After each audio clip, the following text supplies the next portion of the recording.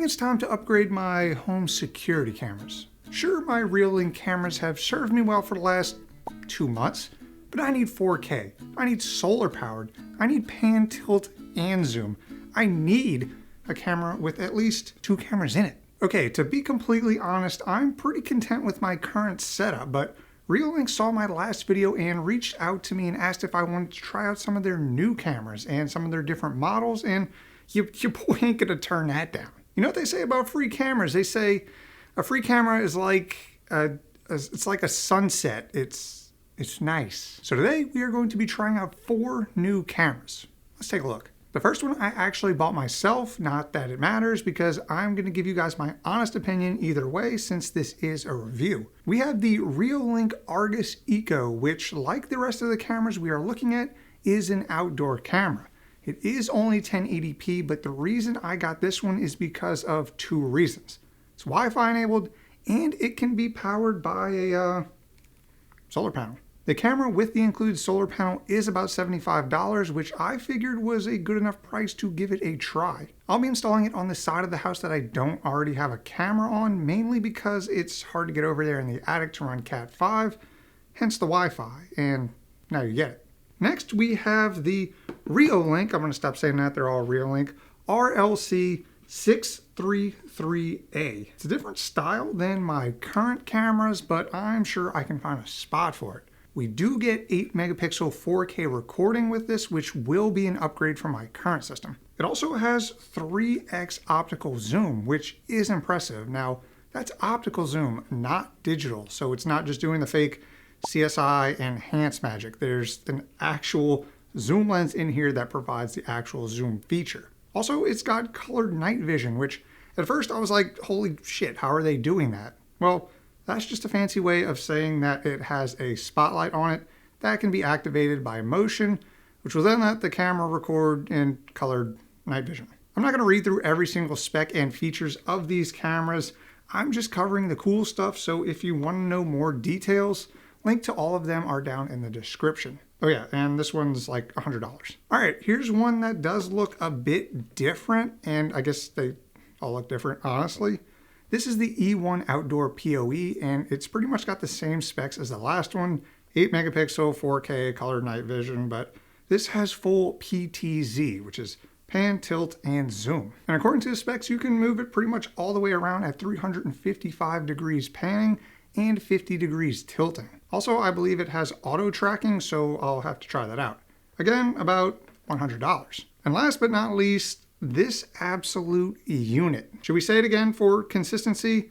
It is a different style. This is the Reolink Duo 2 PoE, and like the name suggests, it has 2 lenses giving you a full 180 degree field of view. It's listed at doing 4K recordings at 8 megapixels, but the actual resolution is 4608 by 1728, since I imagine it has to be wider. I wanted this one because in my backyard there's a long side part that I currently need 2 cameras to see the whole stretch of, and I'm hoping we can throw this one in the same spot and cover that whole section with just 1 camera. Well, I guess there's nothing left to do but actually go install these, so let's do it.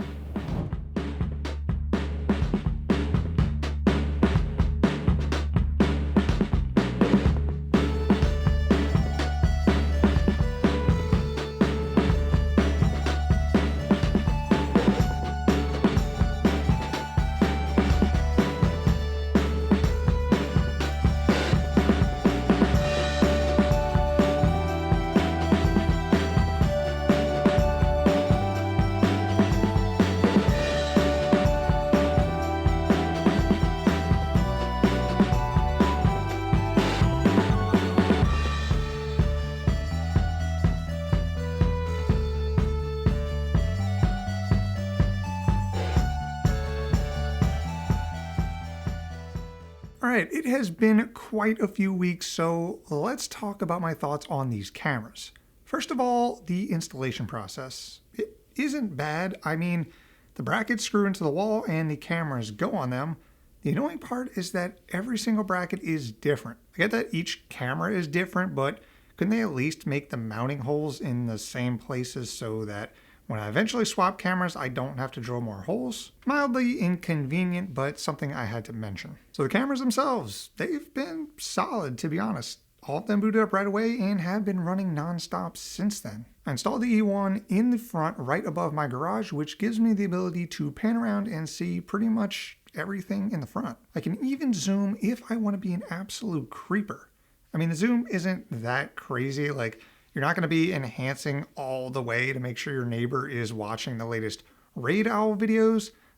Trust me, I tried, but it's solid enough for repositioning and refocusing if you want to monitor a different area. The quality is great, but is it really that much better than the 2K cameras I was using before? Well, technically, yes, but I wouldn't say it's noticeable enough for it to matter to me. This camera has been solid at detecting people and marking those occasions for me to review later in the recordings. I can filter down and check out when people were snooping around my house looking for autographs. And if they're looking a little sus, I can have the alarm triggered automatically, or I can sound it manually. There's also a setting to turn on object tracking, so it will move to track a subject.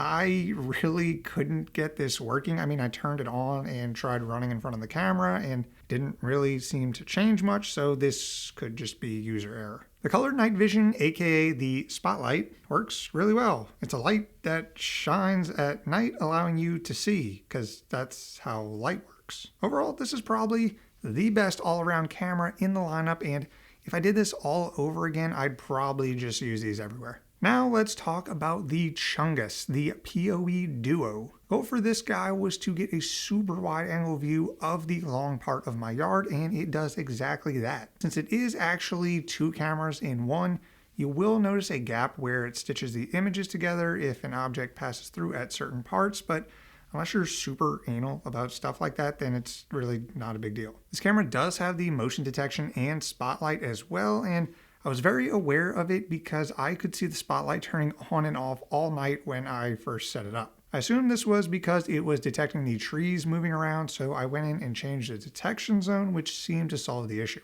I hope Reolink addresses this in the future, as it's kind of inconvenient if your light is going to be going on and off all night if there's plants in view.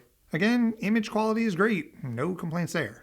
At the end of the day, this is a security system, so as long as it's clear enough to make out faces and words, then I'm happy. The RLC-833a was installed facing my backyard, and I quickly found out that the spot I had my previous camera mounted in was not suitable for this one. But hey, if someone tries to sneak into my house through the gutter drain, then I should be able to capture them in 4K. I noticed with this camera that when the sun goes down and the IR kicks in, that it just focuses on the drain and I can't see anything past it. I'm going to take the blame on that, as nobody with an IQ of above like 10 would install it where I did. But like I mentioned before, it's got the same quality and features as the E1, except without all the fancy PTZ. So if you liked how that looked, then you're going to like this one. I'd just recommend installing this one on the ceiling like it's intended. Oops. Final camera was the solar-powered Wi-Fi Argus Eco. This one I had lower expectations for since it is connected via Wi-Fi, it is cheaper, and the specs in general just aren't as good as the others. But with those expectations in mind, I will say that it definitely did not disappoint. Installation was extremely easy, just mounted the solar panel and the camera mounts, then screwed them on. The camera is completely powered by the small solar panel, and I've never run into low battery issues even on consecutive cloudy days. The quality is limited to 1080p at 15 FPS, so don't expect a buttery smooth 120 FPS video, but I knew these specs going into it.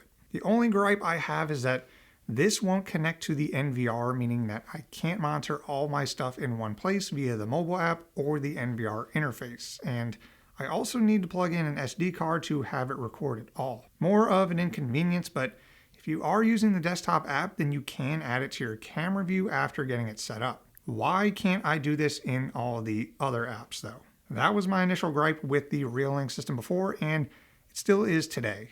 The fact that you can monitor your setup through a desktop app, mobile app, NVR interface, and web UI is cool, but they are all different and seem to all have different features, which is annoying. So overall thoughts, would I have upgraded from my initial setup if Reolink hadn't sent me these cameras?